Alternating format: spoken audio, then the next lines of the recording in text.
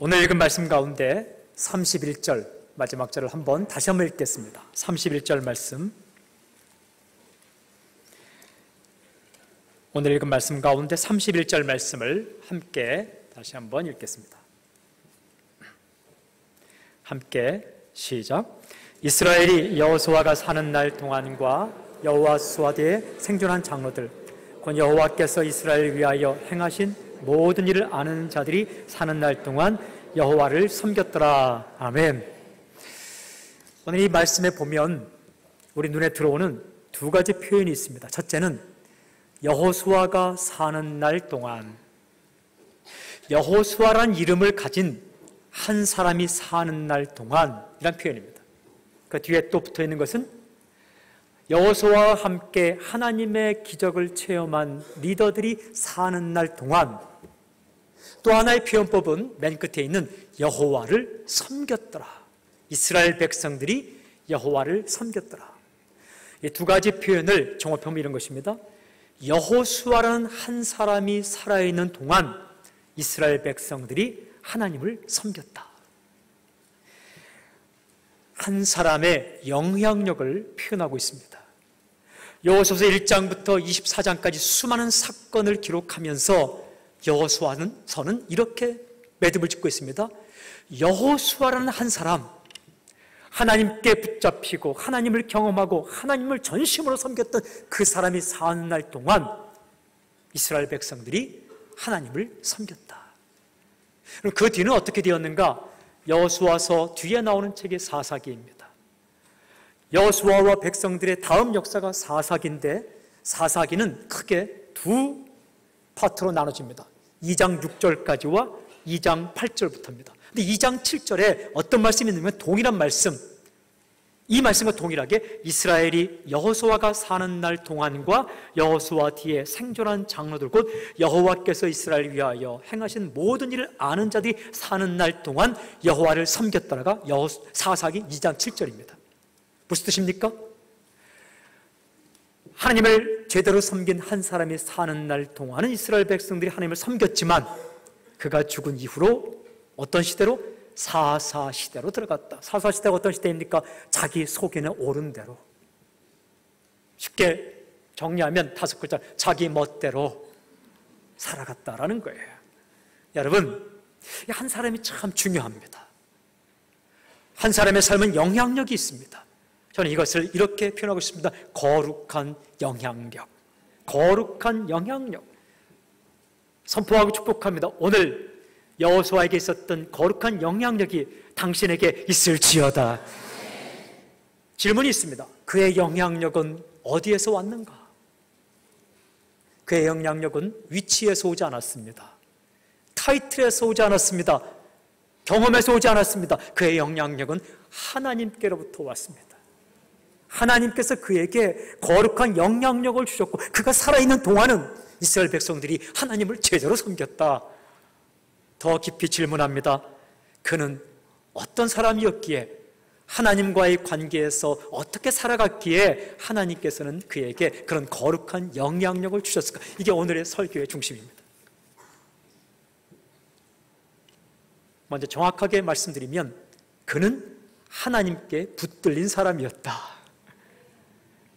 여러분, 우리가 하나님을 붙드는 것과 하나님이 우리를 붙드는 것 차이가 있습니다. 우리가 하나님을 붙들면 가끔가다 놓칠 때 있어요. 졸릴 때 놓치고, 힘들 때 놓치고, 잘 때 놓치고. 그러나 하나님께서 붙들어 주신 사람이 있습니다. 여호수아는 하나님께 붙들린 사람이었다. 더 한 가지 질문.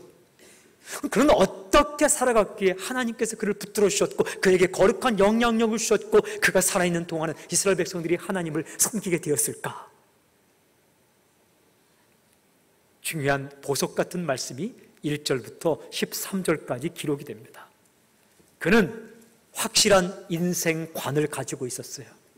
인생을 바라보는 눈, 인생관을 가지고 있었고, 그는 확실한 역사관을 가지고 있어요. 역사를 바라보는 눈을 가지고 있었다. 그러면 그의 인생관은 무엇이고 그의 역사관은 무엇이었을까? 말씀에 집중하겠습니다. 1절 말씀 함께 읽겠습니다. 1절 시작. 여호수아가 이스라엘 모든 지파를 세겜에 모으고 이스라엘 장로들과 그들의 수령들과 재판장들과 관리들을 부르매 그들이 하나님 앞에 나와 선지라. 아멘.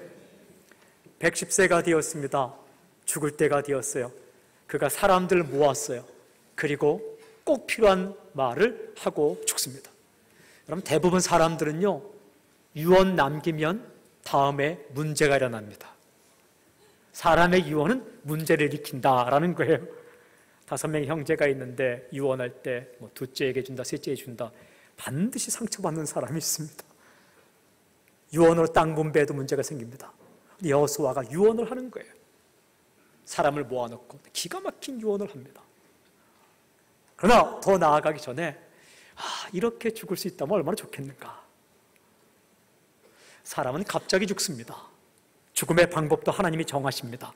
그러나 많은 죽음 가운데 자녀들을 한 100명 자손들 모아놓고 예배를 드리는 가운데 하늘나라 갈 수만 있다면, 그리고 성찬식을 하고, 어쨌든 여호수아가 그런 치호를 맞이합니다. 백성을 모았습니다. 리더를 모았습니다. 그리고 다 여호수아나 모든 백성들이 하나님 앞에 섰습니다. 함께 하나님 앞에 서는 것. 예배는 그런 것입니다. 예배는 목사가 예배를 인도하는 게 아닙니다. 목사가 성도들과 함께 하나님 앞에 서는 거죠. 그리고 하나님의 음성을 듣는 거죠.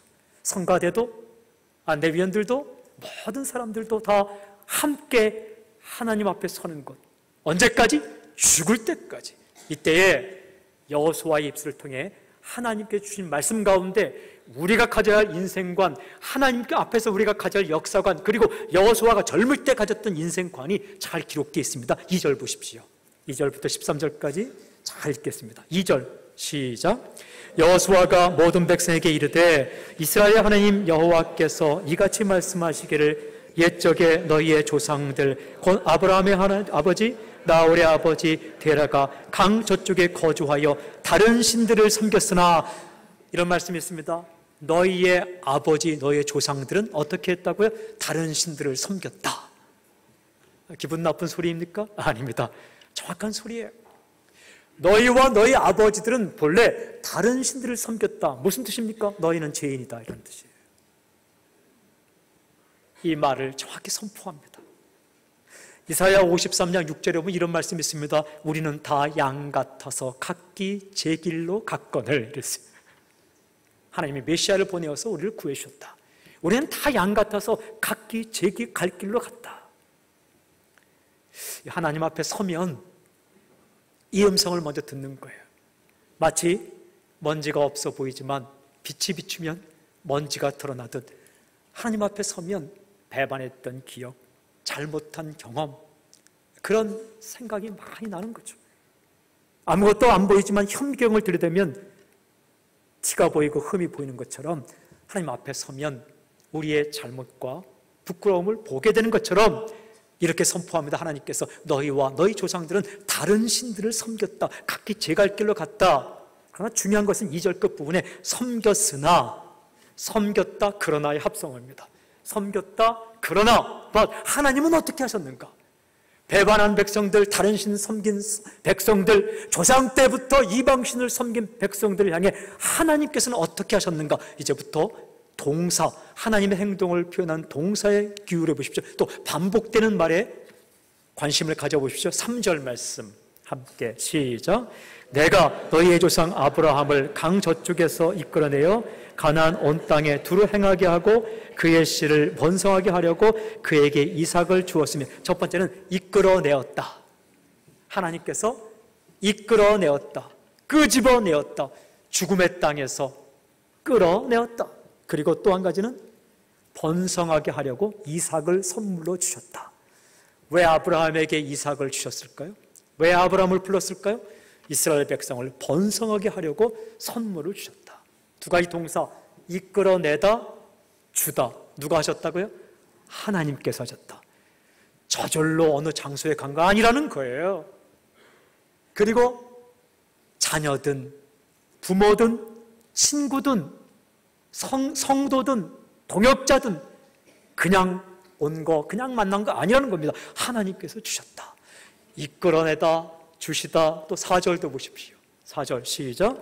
이삭에게는 야곱과 에서를 주었고 에서에게는 세일산을 소유로 주었으나 야곱과 그의 자손들은 애굽으로 내려갔으므로 이삭에게는 야곱과 에서를 주셨다. 어떻게 묵상합니까? 한 번 주시고 만 게 아니라 계속 주셨다라는 거예요. 주었고 또 에서에게는 세일산을 소유로 주셨다. 무슨 뜻입니까? 땅도 거하는 곳도 하나님께서 주셨다. 사람도 하나님이 주셨고 땅도 하나님이 주셨고 죽음의 땅에서 이끌어내시고, 그리고 5절 보십시오. 5절 시작. 내가 모세와 아론을 보내었고 또 애굽에 재앙을 내렸나니 곧 내가 그들 가운데 행한 것과 같고 그 후에 너희를 인도하여 내었노라. 또 하나의 단어는 보내었다. 이거 보내주셨다는 거예요. 누구를 보내주셨습니까? 모세와 아론을 보내주셨다. 리더십이 있는 모세, 말 잘하는 아론을 함께 보내주셨다. 여러분, 사람도 하나님이 보내주시는 거예요. 여러분에게 힘들고 어려울 때에 모세와 아론 같은 사람 누가 보내주시는 거예요? 하나님께서 보내주셨다. 이끌어내시고 사람도 주시고 땅도 주시고 그리고 보내주시고. 사람 없다. 사람이 왜 없습니까? 지구상에 70억 인구가 있습니다. 사람이 없는 게 아니고 하나님께서 아직 안 보내주셨거나 보내주셨는데 딴 사람 찾고 있는 거예요. 올라보고 있는 거예요. 결정적인 기회에 꼭 필요할 때 하나님께서 사람을 보내주신다는 거예요. 여러분, 이런 하나님을 기대하시길 바랍니다. 하나님이 보내주신 사람 가운데 가장 좋은 사람이 누구입니까? 예수 그리스도. 하나님께서 하신 행동 가운데 가장 중요한 행동은 이 땅 가운데 예수를 보내주신 거예요. 어떻게? 이끌어내기 위해서, 죽음의 땅에서 이끌어내기 위해서. 그리고 예수님만 보내주신 것이 아니에요. 예수님과 함께 베드로, 야고보, 요한 수많은 사람을 주셨고 이 땅 가운데 영적 리더들을 주셨고, 여러분, 이 땅 가운데 살아있는 영적 리더들 가운데 그들과 함께 숨쉬고 살아간다는 것 얼마나 기쁩니까? 저는 여러분들이 하나님을 잘 섬기는 순장님들과 함께 숨쉬고 순모임하는 복이 임하기를 주님 선포합니다.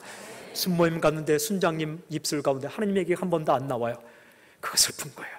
어느 날 새로운 순장님이 오셨는데 이 순장님 찬양 인도할 때 은혜가 있어요. 그의 얼굴 보면 은혜가 있어요.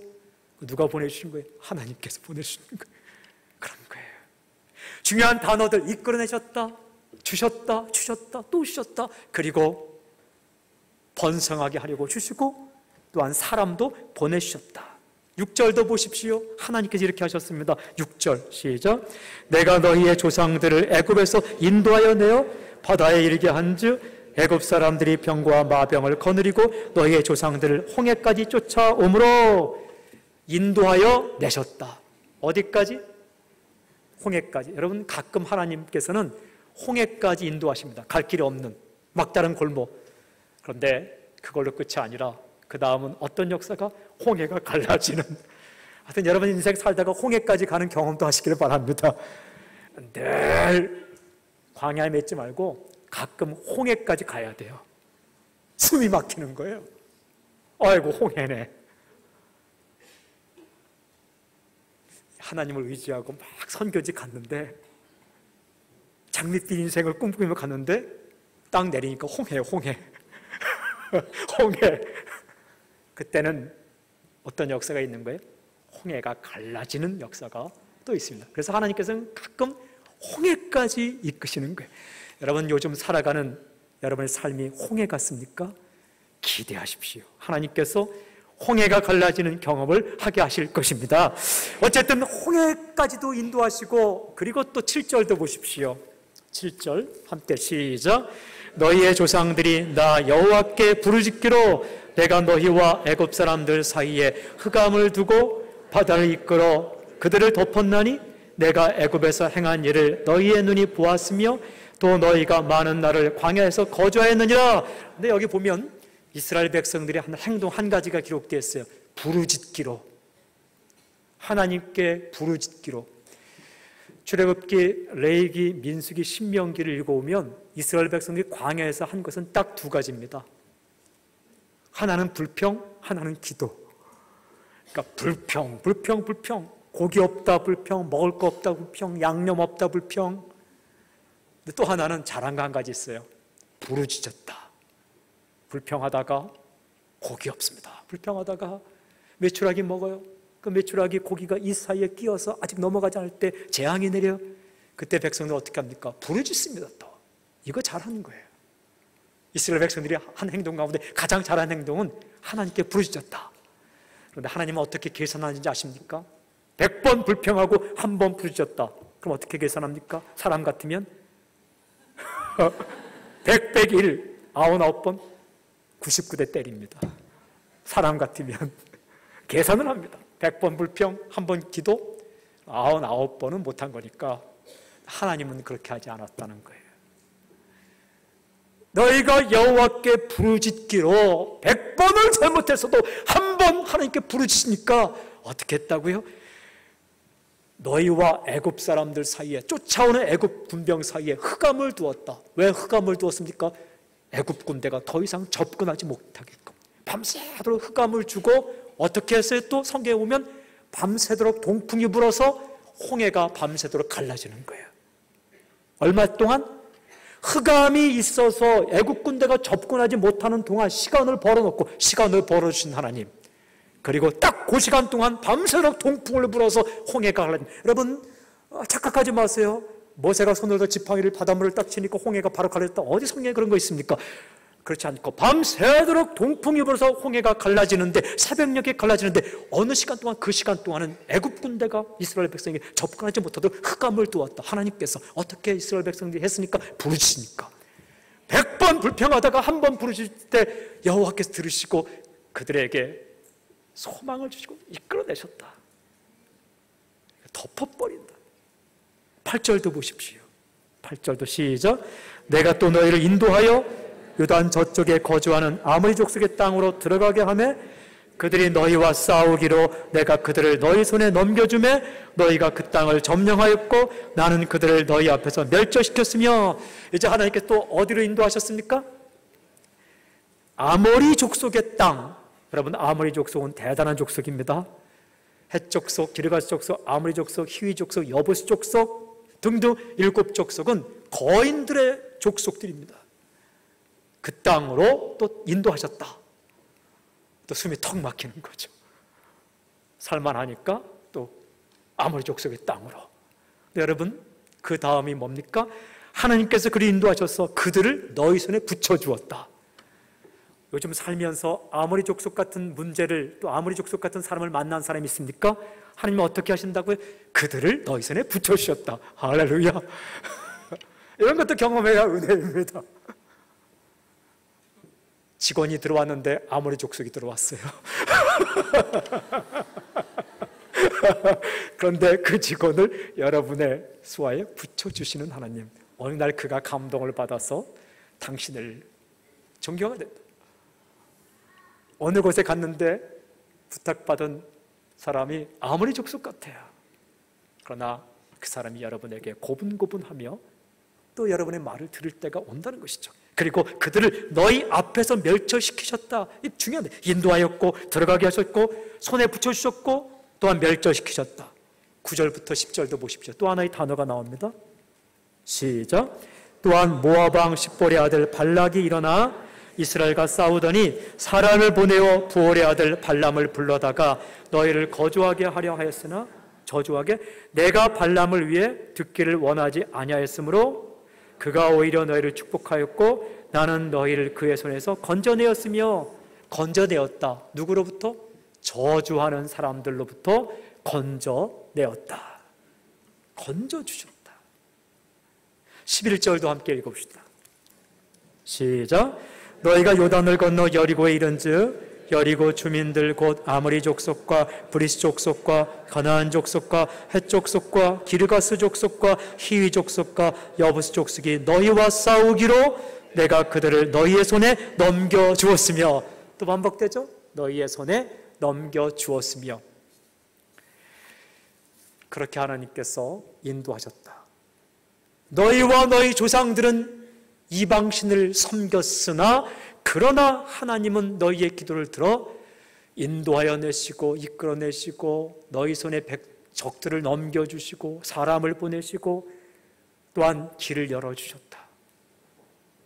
그렇게 말씀하시면서 결정적으로 12절 13절에 이렇게 말씀하십니다. 잘 천천히 시작.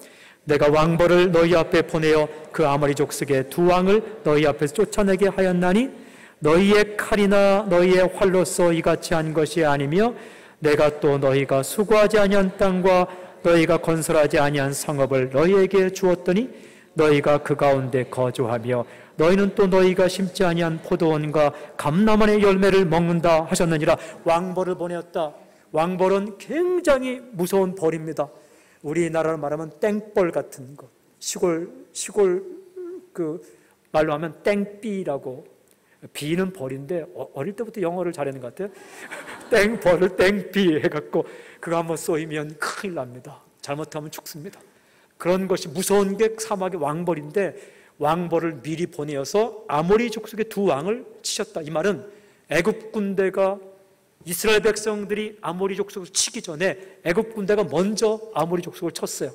그러니까 반쯤 파멸된 상태에서 이스라엘 백성이 그들을 쳤죠. 그런 역사를 하나님께서 미리 정리해 주셨다는 거예요. 그런데 중요한 말씀은 너희의 칼이나 너희의 활로서 이같이 한 것이 아니다. 사람이 착각하면 내 칼, 내 활로 했지, 내 돈으로 했지, 내 힘으로 했지, 내 말솜씨로 했지, 내 경험으로 했지, 내 것으로 했지 라고 생각할 수 있겠지만 하나님께서 말씀하십니다. 너희의 칼과 활로 한 것이 아니라 내가 어떻게 해요? 건설하지 아니한, 너희가 건설하지 않은 성읍을 내게 주었다.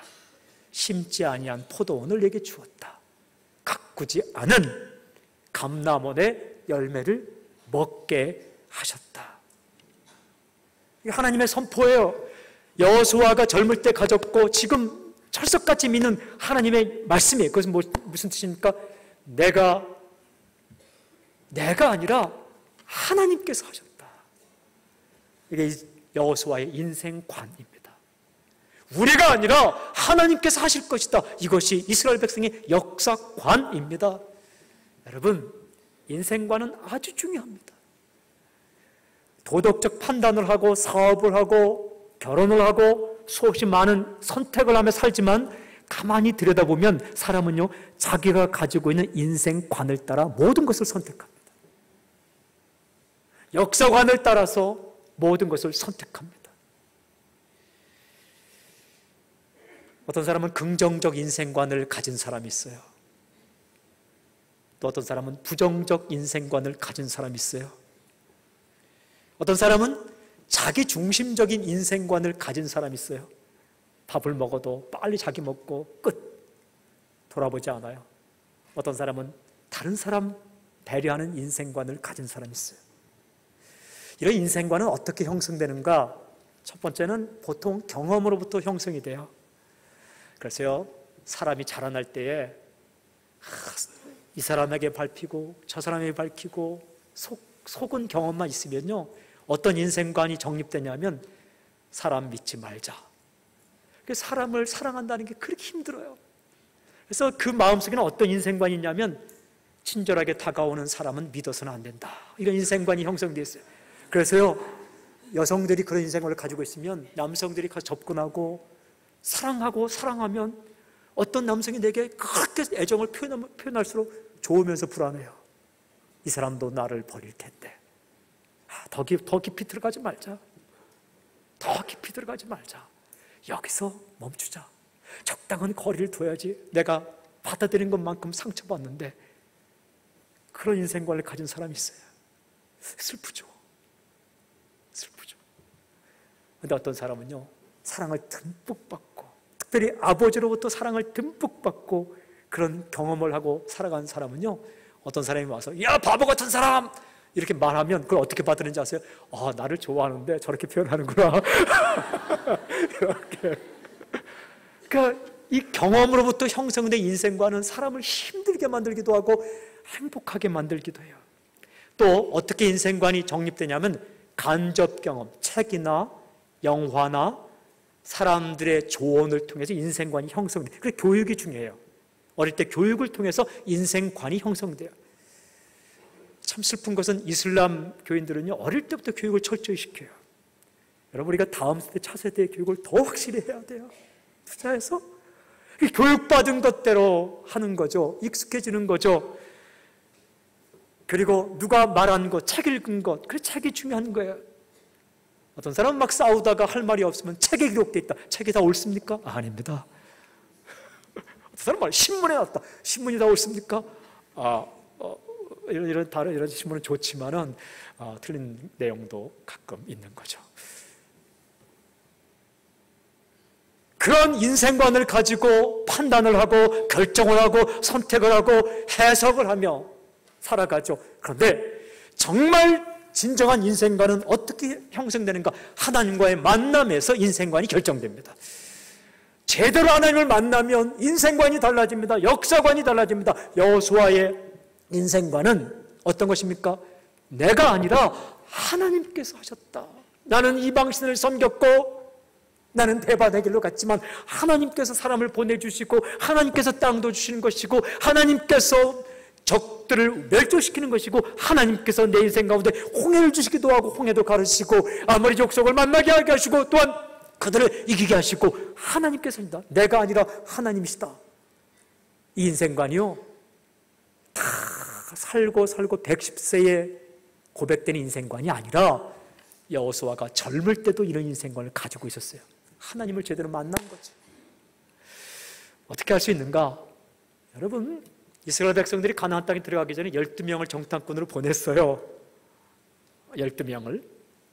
그 중에 10명은 부정적인 보고를 합니다. 똑같이 봤어요. 너 어떻게 보고합니까? 세 글자를 줄이면 메뚜기 보고예요. 메뚜기. 그 땅을 보니 그 땅 백성에 비하면 우리는 메뚜기밖에 되지 않습니다. 메뚜기 인생관이에요. 뭘 해도 메뚜기예요. 근데 그때 옷을 찢고 달려나온 두 사람이 있다라고 성경은 기록해요. 여호수아와 갈렙이에요. 민수기 14장 6절부터 8절까지 보면 이렇게 말합니다. 민수기 14장 6절부터 8절 제가 읽겠습니다. 그 땅을 정탐한 자 중 눈의 아들 여호수아와 여분네 아들 갈렙이 자기들의 옷을 찢고 이스라엘 자손의 온 회중에게 말하 이르되 우리가 두루다니며 정탐한 땅은 심히 아름다운 땅이라 여호와께서 우리를 기뻐하시면 우리를 그 땅으로 인도하여 들이시고 그 땅을 우리에게 주시리라. 아멘. 그들이 말합니다. 여호와께서 우리를 기뻐하시면 하나님께서 그 땅을 우리에게 주실 것이다. 그렇게 고백을 합니다. 젊은 날의 여호수아가. 물론 아주 젊지는 않았어요. 한 40세, 50세 그때요. 성경에 그들을 젊은이라고 말합니다. 여러분 50세까지는 젊은 겁니다. 또 60세까지는 아직 안 늙으신 겁니다. 80세 정도 되면은 그래도 이제 일할 만한 때입니다. 110세 정도 되면은 인생을 이제 이렇게 알고 여호수아처럼 그러니까 근데 여호수아가 그때 고백한 게 뭡니까? 하나님이 우리를 기뻐하시면 이 땅을 주실 것이다. 이런 인생관, 역사관을 가지고 살아가는 거예요. 그리고 그렇게 쭉 살았습니다. 한 70년을 살았습니다. 110세 된 여호수아가 마지막까지도 고백하는 것은 무엇입니까? 하나님이 인도하시고 하나님이 주시고 하나님이 보내주시고 하나님이 원수를 멸절시키시고 하나님이 때때로 우리를 홍해 같은 데로 인도하시지만 그러나 그 홍해가 갈라질 것이며 그렇게 하나님의 말씀을 듣고 아멘하고 그 인생관으로 이스라엘 백성 후손들에게 선포하고 있는 것입니다. 그래서 이런 인생관과 역사관을 가지고 살아간 여호수아 한 사람이 살아갈 동안은 이스라엘 백성이 하나님을 제대로 섬겼다라고 성경에 기록하고 있는 거죠. 사랑하는 성도 여러분, 저는 오늘 성령님의 역사로 내가 아니라 하나님께서 하신다, 이 삶의 이 고백이 여러분에게 임하기를 주님을 선포합니다. 성경을 읽어보면 정말 하나님께 쓰임받았던 사람들은 전부 이런 역사관과 인생관을 가지고 있어요. 이스라엘 역사를 기록한 중요한 책이 사무엘상, 사무엘하인데 또 그것을 잘 토대로 해서 기록한 게 역대상, 역대하예요. 겹치는 게 많죠. 그 앞에 사사기, 여호수아서가 또한 기가 막힌 역사서예요. 사무엘상을 읽어보면 먼저 2장 6절 7절에 한나의 고백이 나옵니다. 한나는 누구 엄마입니까? 사무엘 엄마입니다. 사무엘의 뜻이, 이름의 뜻이 무엇입니까? 쉐무아엘, 하나님이 들으셨다. 이름부터 거룩해요. 하나님께서 들으셨다. 사무엘, 우리말로 번역하면 기도응답이란 이름이에요. 나시면 나 기도응답. 이름이 이렇게 거룩한 이름이에요. 근데 그 이름을 가진 사무엘의 엄마가 한나인데, 한나가 아이가 없었어요. 하나님이 태를 열지 않은 거죠. 근데 그가 기도했어요. 술 취한 사람 기도했대요. 술 취한 사람처럼 기도했대요. 엘리란 제사장이 볼 때 이 사람 술 취했구나 이렇게 할 정도로 기도했대요. 사람이요, 다급해서 기도하다 보면 술 취한 사람처럼 기도하는 거예요. 하나님이 그의 기도를 들으셨어요. 그리고 아이를 주셨는데 그 아이가 사무엘이에요. 어릴 때부터 성령 충만했어요. 그가 성전에 가서 어릴 때 음성 들었어요. 사무엘아 불러 갔어요. 그래서 갔더니 엘리 제사장이 갔어요. 엘리, 하나님이 저를 불렀는데요. 근데 엘리는 제사장은 이렇게 말해요. 나는 들은 바가 없는데. 백전노장 엘리는 들은 바가 없는데 사무엘은 들었어요. 오늘날 말하면 엘리는 큐티에 응답이 없는데 사무엘은 큐티할 때보다 응답이 있는 거예요. 그 엄마가 사무엘을 낳아놓고 한 고백이 뭐예요? 사무엘상 2장 6절 7절. 여호와는 죽이기도 하시고 살리기도 하시고, 여호와는 스월에 내리기도 하시고 거기에서 올리기도 하시는도다. 여호와는 가난하게도 하시고 부하게도 하시고, 여호와는 낮추기도 하시고 높이기도 하시는도다. 이게 사무엘 상하를 누가 기록했어요? 사무엘이 기록했어요. 자기 엄마의 노래를 기억하고 이런 인생관과 역사관을 따라서 기록한 성이 사무엘 상하이고, 그 역사관을 본받은 게 역대 상하예요. 사무엘상 17장 47절에는 이런 고백이 있어요. 다윗의 고백인데, 다윗이 고백합니다. 골리앗 앞에 섰을 때 여호와의 구원하심이 칼과 창에 있지 아니함을 이 무리에게 알게 하리라. 전쟁은 여호와께 속한 것인지 그가 너희를 우리 손에 넘기시리라. 아멘. 골리앗 앞에 섰던 다윗이 고백합니다. 전쟁은 여호와께 속한 것인즉, 인생은 여호와께 속한 것인즉, 역사는 여호와께 속한 것인즉, 그에겐 칼이 있고 창이 있지만 전쟁은 절대 칼과 창에 속한 것이 아니다. 내게는 칼과 창이 없지만 여호와께서 함께 하시면 그를 어떻게 우리 손에 붙이시리라. 이것이 다윗의 고백이었어요. 고린도전서 15장 10절에 보면 사도 바울의 고백이 나옵니다. 그러나 내가 나된 것은 하나님의 은혜로 된 것이니 내가 아니라 곧 하나님이시다. 이런 말씀은 예수님께서 말씀하세요. 여러분, 마태복음 10장 29절부터 31절까지 보면 예수님께서 제자들을 전도대로 파송하면서 하신 말씀이에요. 기록되어 있어요. 오늘날 말하면 전도 폭발 훈련시키고 파송하면서 하신 말씀이 마태복음 10장 말씀인데, 여러 말씀이 있지만 이런 말씀이 있어요. 여러분, 전도하러 가기 전에 어때요? 마음이 무서워요? 잘 모르세요? 그러면 전도를 해보시길 바랍니다. 처음에는 두렵기도 하고, 그런데 또 하다 보면 어떤 일이 일어나요? 놀래요. 자기가 전도했는데 예수 믿겠다고 하면 깜짝 놀라는 거죠. 그리고 벅차올래, 기대도 있어요. 그런데 제자들도 마음에 두려움이 있었는가 봐요. 두려워하지 말라 하시면서 마태복음 10장 29절 31절 이런 말씀이 있어요. 참새 2마리가 한 아사리온에 팔리는 것이 아니야. 한 아사리온은 3,000원이에요. 참새 2마리가 3,000원에 팔리는 것 아니냐. 그러나 너희 아버지께서 허락하지 아니하시면 그 하나도 한 마리도 땅에 떨어지지 아니하리라. 2마리 3,000원이면 한 마리 1,500원이에요. 이렇게 번역할 수 있어요. 시장 바닥에서 팔리는 1,500원짜리 한 마리 참새의 인생이 아니라 조생이죠. 세조자의 날생자. 사람의 생은 인생이고, 시장 바닥에서 1,500원짜리에 팔려 나가는, 아무도 기억하지 않고 아무도 관심 쓰지 않는 한 마리 참새의 삶도 하나님께서 허락하지 아니하시면 절대로 일어날 수 없고 그가 하늘에서 떨어질 수 없다. 하나님께서 역사하신다. 너희에게는 머리털까지 세신 바 되었나니 두려워 말라. 너희는 참새보다 귀하니라. 성경이에요. 그런데 성경에 많은 참새보다 귀하니라, 한 10마리 참새보다 귀하니라, 한 마리 1,500원이면 10마리 15,000원. 이제 주님 말씀이에요. 주께서 말씀하십니다. 참새 한 마리가 땅에 내려앉고 올라가는 것, 시장 바닥에서 1,500원에 팔리는 것까지도 하나님이 허락하지 않으면, 우리 아버지가 허락하지 않으면 일어나지 않는다. 머리카락까지 세면서 너희를 보호하고 있으니 하나님께서 하시니 염려하지 말라. 너희는 참새보다 귀하니라. 무슨 뜻입니까? 우연은 없다. 하나님의 계획이다. accident. 우연은 없다. God's providence. 하나님의 섭리만이 있다. 그래서 사도 바울은 이렇게 고백합니다. 그 감옥에 갇혔어요. 로마 감옥에 들어갔어요. 전도하다 로마 감옥에 갇혔어요. 전도하다가 로마 감옥에. 이게 거룩입니다. 이게 파워예요.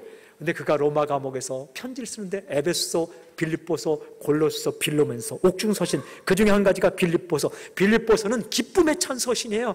빌립보서 읽어보면 이걸 어떻게 감옥에서 써요? 빌립보서를 어떻게 감옥에서 쓴 서신이 분위기가 그래요. 빌립보서 분위기는요, 그림으로 보면은 분홍색, 핑크색, 같은 색이죠. 분홍색, 빨간색, 넥타이로 말하면 아주 화려한 색이 그 빛깔이 빌립보서예요. 근데 빌립보서 4장 13절에 그가 이렇게 고백합니다. 내게 능력 주시는 자 안에서 내가 모든 것을 할 수 있느니라. 아멘. 중요해요. 내가 모든 것을 할 수 있느니라고 중요하지 않고 내게 능력 주신 자 안에서. 하나님이 능력 주시면 모든 것을 할 수 있다. 그게 사도 바울의 인생관이에요. 이것이 사도 바울의 역사관이에요. 그래서 그가 뭐 했는지 아세요? 감옥 안에서 전도했어요. 역사책을 읽어보니까 그 당시에는 죄수와 간수들을 함께 있게 했대요. 오늘날 경찰이 죄인을 잡으면 자기 손에 수갑을 차고 죄인의 손에 수갑을 차서 도망가지 못하게 하죠. 그 당시에도 죄수의 손에 끈을 묶고 간수의 손에 끈을 묶고 같이 다녔대요. 화장실에 같이 가요. 중요한 곳에 같이 가요. 도망가지 못하게. 사도 바울의 손목에 끈을 묶었어요. 간수의 손에 끈을 묶었어요. 사도 바울과 함께 했어요. 바울이 뭐 했겠어요? 전도했어요. 이거 여러분에게 예수 안 믿는 사람 끈으로 묶어서 한 3일씩 살게 한다. 이만큼 축복이 어디 있어요? 그때 바울이 고백하는 겁니다. 내게 능력 주신 자 안에서 내가 모든 것을 할 수 있느냐. 무슨 뜻이에요? 감옥에 있어도 하나님께서 내게 능력 주시면 사람도 구할 수 있습니다. 사도행전 16장 읽어보세요. 사도 바울이 빌립보 감옥에 있을 때에 기도하고 찬미하니까 어떻게 해요? 감옥이 터지잖아요. 간수가 죽으려고 하다가 바울이 말하잖아요. 내가 여기 있다. 도망가지 말라. 참 기가 막혀요. 우리 같으면 할렐루야 하고 도망갈 텐데 바울은 도망가지 않고 있다가 내가 안 도망가고 있다. 그랬더니 간수가 엎드리자면 내가 어떻게 영생을 얻으리까? 그때 한 유명한 말이 주 예수를 믿으라. 그러면 너와 내 집이 구원을 얻으리라. 사도행전 16장 31절. 그래서 전도하잖아요. 어떻게? 죄수의 몸으로 간수를 전도하잖아요. 어떻게? 감옥에 있으면서 간수를 전도하잖아요. 그 간수가 바울에게 미안하다 말하잖아요. 성경에 때린 거 다 미안해서 그를 데려다가 성경에 보세요. 16장 처음 읽는 것처럼 다 데려다가 씻겨주고 성경 씻겨주고 밥 차려주고 그때 밥이 얼마나 맛있었을까. 밥 차려주고 간수들의 가족을 다 모았다잖아요. 그리고 말씀 좀 전해주십시오. 전도했더니 그 간수와 간수 가족들이 다 예수 믿었다니. 그게 빌립보 교회잖아요. 내게 능력 주신 자에서 우리가 모든 걸 할 수 있다. 사랑하는 여러분, 인생관이 이렇게 중요한 거예요. 내가 아니라 하나님께서 하신다. 그러므로 사랑하는 여러분, 저는 여러분에게 선포하고 축복합니다. 앞뒤가 꽉 막힌 것 같아도 길은 있습니다. 닫힌 문 같아도 열린 문이 있습니다. 사람을 누가 보내준다고요? 사람이 없는 것 같아도 하나님께서 보내주십니다. 이 땅 가운데 인간이 구원받을 길이 없다고 했을 때 하나님께서 사람에게서 구원자를 일으킨 것이 아니라 사람과 다른 예수 그리스도를 보내셔서 길을 여셨습니다. 마찬가지로 하나님께서 하시는 것이기 때문에 당신의 인생 가운데 길이 없어 보여도 하나님께서 원하시면, 하나님께서 기뻐하시면 길을 여시는 거예요. 우리가 할 수 있는 것은 인생관을 바꾸고 역사관을 바꾸고 하나님께 부르짖는 것이죠. 하나님께서 하시면 못하실 일이 어디 있겠습니까?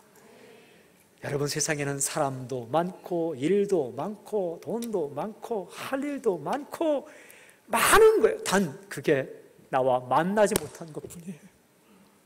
우리 자녀 막 곁길로 가 살아요. 하나님께서 그가 존경하는 선배 한 명만 만나게 해주면 인생 바뀝니다. 또 이런 게 있어요. 자기가 이 10대는 좋아하는 연예인인데 갑자기 방송에 나와서 모든 것이 하나님의 은혜입니다를 자기가 좋아하는 연예인 한마디 했다. 그럼 목숨을 걸고 그도 예수 믿습니다. 모든 청소년이 그런 건 아니에요. 어떤 청소년은 정말 아주 점잖해서요, 책 읽고 예수 믿는 사람도 있어요. 또 어떤 청소년은요, 내가 좋아하는 연예인이 알고 보니까 크리스찬이에요. 그가 예수 믿는다면 내가 못 믿을 이유가 뭐 있겠는가? 그래서 예수 믿는 사람 많아요. 그런 선배와 친구와 선생님 붙여주면 돌아오는 겁니다. 돌아오는 거예요. 하나님께서 흑암을 가운데 이렇게 주셔서 이 끝까지 애국 군대가 우리 자녀들을 멸망시키지 않게끔 지금 시간을 벌어주고 있는 시간이 있어요. 그때 기도하면 그 시간 동안 홍해가 열리는 거죠. 하나님께서 그렇게 하시는 거예요. 그러므로 어떤 일에도 절망하지 마십시오. 그리고 교만하지 마십시오. 내가 했다, 천만에. 내가 할 거다, 천만에. 내가 뒤집어 엎겠다, 천만에. 내가 사람 바꾸겠다. 여러분, 한 가지 불가능한 것, 당신이 사람 못 바꿉니다. 자기가 자기도 못 바꾸는데 뭐 다른 사람 못 바꿔. 하나님께서만이 사람 바꿉니다. 그러니까 내가 저 사람 버릇 고치겠다, 절대 그렇게 말하지 마십시오. 못 고칩니다. 하나님께서 할 수 있게끔 기도하십시오. 기도하십시오. 말씀을 마무리하면서 중요한 거 있어요. 그러면 그렇지, 내가 아니라 하나님께서 하시는 것이지 마음에 깨달았어요. 확실한 인생관을 가지는 것, 확실한 역사관을 가지는 것 중요합니다. 그런데 더 중요한 거 한 가지 있어요. 그것을 선포하는 거예요. 여호수아는 모든 백성을 모으고 그냥 선포해버립니다. 14절 15절 함께 읽겠습니다. 14절 15절 선포하듯이 크게 시작. 그러므로 이제는 여호와를 경외하며 온전함과 진실함으로 그를 섬기라. 너희의 조상들이 강 저쪽과 애굽에서 섬기던 신들을 치워버리고 여호와만 섬기라. 만일 여호와를 섬기는 것이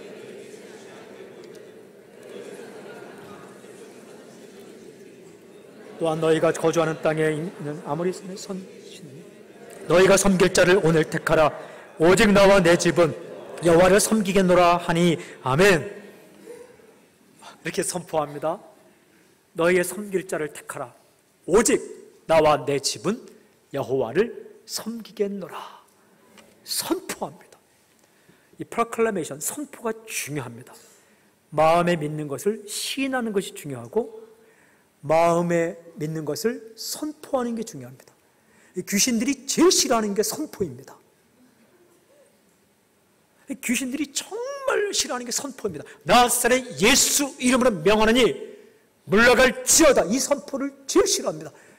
여러분, 우리 마음 가운데 잘 살아야지, 열심히 살아야지, 굳게 다짐하는 거, 그때까지는 가만히 있습니다. 선포만 하지 말라. 선포가 무서운 거예요. 근데 여호수아가 이렇게 선포합니다. 오직 나와 내 집은 여호와만을 섬기겠노라. 선포를 합니다. 하나님이 내 인생의 주관자이시구나, 하나님이 인생의 섭리자이구나, 하나님이 역사의 섭리자구나 라고 깨닫 이후에 백성들에게 너희의 섬길 자를 택하라. 나는 내 집은 여호와만을 섬기겠노라. 그러면 어떤 일이 일어나는지 아십니까? 그가 다른 신을 섬기려고 할 때 옆에 사람들이 이렇게 도와주는 거예요. 야, 너 여호와만을 섬기겠다고 했잖아. 여러분, 오늘 집에 가셔서 아버지들 가운데 식구들을 모아놓고 나는 화내지 않겠노라 한번 선포해 보십시오. 그리고 한 가지를 주시죠. 화낼 때마다 $100씩 주겠다. 모든 식구에게 각자에게. 돈 아까워서 또 화낼 거예요. 모르죠? 자식들에게 이렇게 기도하는지 우리 아빠가 화내게 해주십시오.